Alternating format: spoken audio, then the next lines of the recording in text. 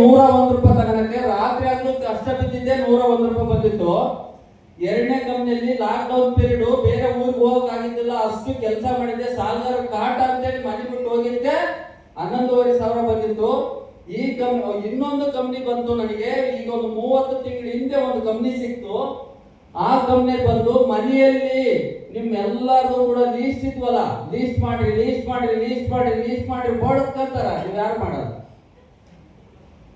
ಆ ಲೀಸ್ಟ್ ಇತ್ತಲ್ಲ, first company 101 ರೂಪಾಯಿ ಬಂದದ್ದು ಲೀಸ್ಟ್ ಇತ್ತಲ್ಲ, 11,500 ವರೆಗೂ ಲೀಸ್ಟ್ ಇತ್ತಲ್ಲ, ಅದು ಬರೀ ಲೀಸ್ಟ್ ಫಾಲೋ ಅಪ್ ಮಾಡಿದೆ ಸ್ನೇಹಿತರೆ. ಫಸ್ಟ್ ತಿಂಗಳು ಸ್ಯಾಲರಿ ನಂದು 1,20,000.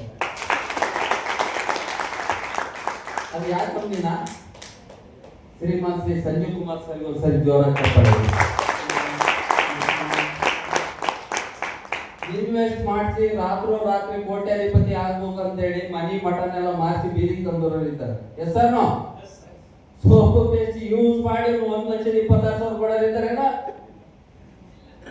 ಈ ಕಂಪ್ನಿಗೆ ಫಸ್ಟ್ ಸ್ಯಾಲರಿ ಎಷ್ಟೈತ್ರೆ? 1,26,000. ಆದ್ರೆ 1,26,000 ಬಂದಾಗ ಕಣ್ಣಲ್ಲಿ ನೀರು ಬಂತು ನನಗೆ ಬಂತು ಅಲ್ಲ ಅಂತ ಹೆಮ್ಮೆಯಿಂದ ಅಲ್ಲ, ಅದನ್ನ ಕೊಡ್ಸಕ್ಕಲ್ಲ. ಎಲ್ಲ ನೀವೇನು ಕೈ ಕಟ್ಟಿ ಕೂತ್ಕೊಂಡಿದ್ರಲ್ಲ, ನೀವೆಲ್ಲರೂ ಕೂಡ ಅದರಲ್ಲಿ ಪಾಲುದಾರರಿದ್ರಿ. ನೀವೇ ನನ್ನ ಅನ್ನದಾತ. ನನ್ನ ಒಬ್ಬ ಪ್ರಶ್ನೆ ಅಲ್ಲ ಇದು. ನಿಮ್ಮ ಮನೆಯಲ್ಲಿ ನೀನು ಸೋಪ್ ಹಚ್ಕೊಂಡು ಸ್ನಾನ ಮಾಡಿ ನೀಟಾಗಿ ನಿಮ್ಮ ಮನೆಯವರಿಗೆ ನಾನು ನೋಡಿ ಹೀರೋ ಇದ್ದಾಗ ಅದನ್ನೇ ಅಂತ ನೀನೇ ತೋರಿಸಿದ್ಕೆ ನನ್ನ ಕೊಂಡು ದುಡ್ಡು ಬದತೆ ಅಂತ ಖುಷಿ ಆಗತ್ತಾಗಲ್ಲ ಸರ್? ಇಷ್ಟೇ ಕೆಲಸನ ನೀವು ಮಾಡಕ್ ಆಗತ್ತಾ? ಆಗಲ್ಲ ಸರ್. ಕೆಲವೊಂದು ನೆಗೆಟಿವ್ ಪಾಯಿಂಟ್ಸ್ ಹೇಳ್ತೀನಿ ಇದ್ರಲ್ಲಿ. ಯಾಕಂದ್ರೆ ವಿಡಿಯೋ ಮಾಡ್ಕೊಳ್ರಿ ಅಂತ ಹೇಳ್ತೀವಿ. ಈ ಕಂಪ್ನಿಯಲ್ಲಿ 3 ತಪ್ಪು ಮಾಡಬೇಡ್ರಿ. 3 ತಪ್ಪು ನಾವು ಮಾಡಿಬಿಟ್ಟಿದೀವಿ, ಅನುಭವಿಸಿದೀನಿ ನಾನು. ನೀವು ಮಾಡಬೇಡ್ರಿ. ಅದು ಹೆಂಗ್ ಗೊತ್ತಾ? JCI ತಗೊಂಡು ಹೋಗಿದ್ವಿ, ಪುಕ್ಸೆಟ್ಟೆ ಕೊಡಬೇಡ್ರಿ ಅಂತ ಹೇಳ್ತೀವಿ. ದುಡ್ಡು ಇಸ್ಕೊಂಡು ಕೊಡ್ರಿ, ಒಂದು 10 ರೂಪಾಯಿ ಕಮ್ಮಿ ಕೊಡಿ, 50 ರೂಪಾಯಿ ಕಮ್ಮಿ ಕೊಡ್ರಿ ಅಂದ್ರು ನೀವು ಕೇಳಲ್ಲ. ಈಗ ಒಂದು SP ಬಂತಲ್ಲ ಅಂತ ಕೊಟ್ಟು ಬರ್ತೀರಿ. Yes sir no?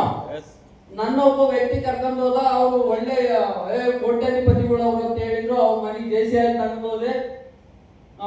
ಕಾಲ್ ತಿಕ್ಕು ಮಂಡಿ ತಿಕ್ಕು ಅಂತ ಹೇಳಿ ಮತ್ತೊಬ್ಬ ಗುರುಗಳು ಕಲಿಸ್ಬಿಟ್ಟಿದ್ರು ನಮಗೆ.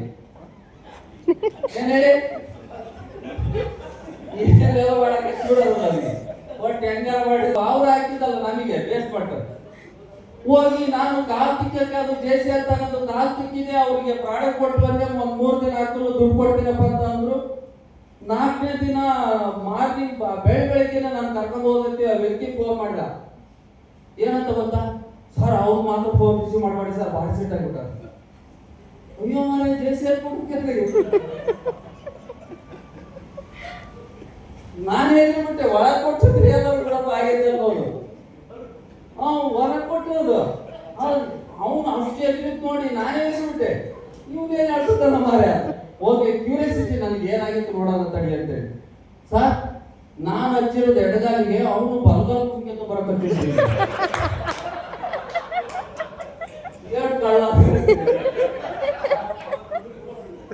ಒಟ್ಟು ಕೋಟ್ಯಾಧಿಪತಿ ಅವನು. ಯಾರಿಗೆ ಸ್ವಾಮಿ ಅವನು? ನಾನು 450 ರೂಪಾಯಿ ಕೊಡ್ಲಿಕ್ಕೆ ದೋಸ್ತ ಬಡವನು. ಅವಾಗ ನಾನೊಂದು ಮಾತಾಡಿದೆ, ಸರ್ ಅವತ್ತು ಎಡಗಾಲ್ ಕುಂತೈತಿ ಅಂತ ಹೇಳಿದ್ರಿ, ಈಗೆಲ್ಲ ಬಲಗಾಲ್ ಕುಂತಿರಲ್ಲ ಸರ್. ಒಳಗ್ ಕುಂಟಿಗೆ ತೋಗಿ ದುಡ್ಡು ಕೊಟ್ಟೆ, ಈಗ ಗೊತ್ತಿರೋದಿಲ್ಲ.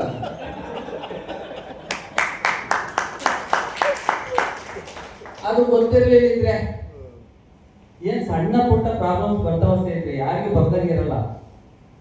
ಹೌದಲ್ವಾ? ಅದು ಮೆಟ್ಟಿ ನಿಲ್ಲೋದು ಕಲೆ. ಅದು ಮನುಷ್ಯನಿಗೆ ಒಳಗಡೆಯಿಂದ ಬರಬೇಕು. ಇಲ್ಲಿ ಯಾರು ಹೇಳ್ತಾರ ಅಂತ ಹೇಳಿ ಕಲಿಬೇಡ್ರಿ. ಜಾಡ್ತನದಿಂದ ಯಾರು ಬದುಕ್ತಾರೋ ಅವ್ರ ಜೀವನದಾಗ ಸಕ್ಸಸ್ ಕಡೆ ಹೋಗ್ತಾರೆ. ಹೌದಲ್ವಾ? ಇನ್ನೊಂದು ಎಕ್ಸಾಂಪಲ್ ಹೇಳ.